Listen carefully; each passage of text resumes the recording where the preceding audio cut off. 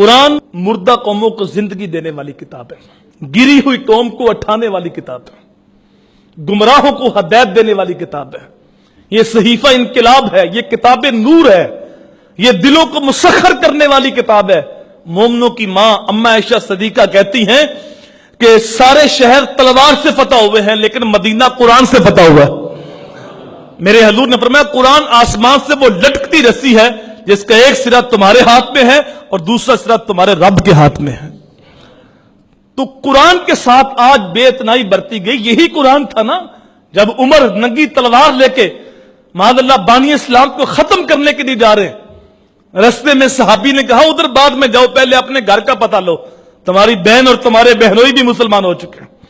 تو عمر تلوار لے کے بہن کے دروازے پہ پہنچتے ہیں تو اندر سے میٹھی بولی بولی جا رہی تھی، کوئی قرآن سیکھ رہا تھا، کوئی سکھا رہا تھا۔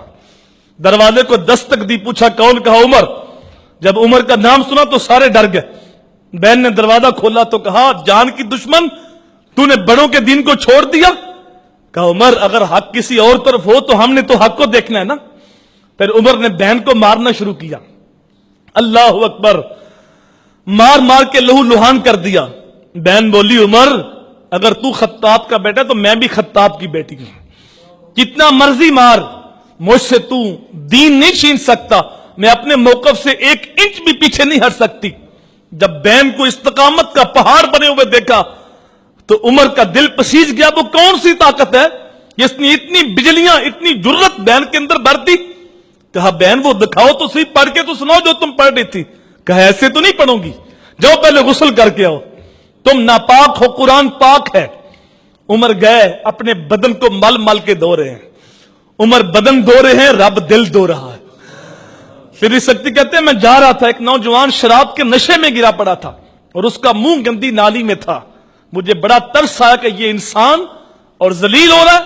کہتا میں نے اس کو کھینچا اور صاف پانی سے منہ دھو دیا اور میں چلا گیا۔ اللہ کی قدرت دیکھی کہ جب میں صبح تہجد پڑھنے کے لیے گیا تو وہ شرابی مجھ سے پہلے نماز پڑھ رہا۔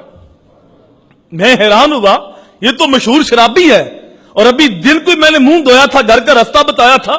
میں نے کہا باری تعالیٰ یہ کیا منظر دیکھ رہا ہوں؟ تو حاطب سے آواز آئی اے میرے بندے تو نے اس کا منہ دھو دیا، میں نے اس کا دل دھو دیا تھا۔ تو عمر اپنے بدن کو دھو رہے ہیں، ظاہر کو صاف کر رہے ہیں، لیکن رب من کے گند صاف کر رہا ہے۔ عمر جب غسل کر کے بہن کے سامنے دوزانو ہو کے بیٹھتے ہیں تو پھر بہن نے میٹھے لہجے میں قرآن کی تلاوت کی، طٰہٰ ما انزلنا علیک القرآن لتشقیٰ۔ اس درس سے بہن نے قرآن پڑھا، عمر کے دل کی دنیا بدل گئی۔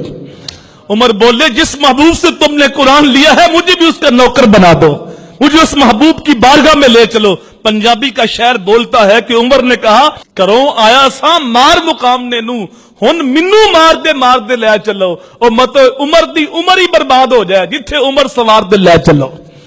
تو بہن نے قرآن پڑھا تو دل کی دنیا بدل گئی۔ اقبال کہتے ہیں کہ میری بہن تو نہیں جانتی، اگر تو بہن ہو کے قرآن کی تلاوت کرے تو عمر کی تقدیر بدلتی ہے، اور اگر تم ماں ہو کے قرآن کی تلاوت کرے تو حسین ابن علی نیزے کی نوک پہ قرآن کی تلاوت کرتا۔